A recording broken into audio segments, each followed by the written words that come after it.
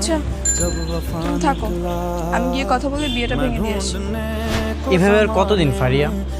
কয়েকদিন পর পর এক একটা ছেলের সাথে তুমি দেখা করতে আসো, আর প্রতিবারই তুমি আমাকেই নিয়ে আসো।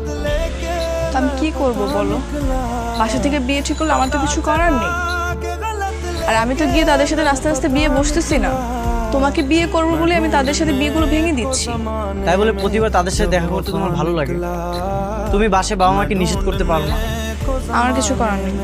তুমি তো ভালো করেই জানো তারা আমাকে সরকারি চাকরিজীবী ছেলে ছাড়া বিয়ে দিবে না।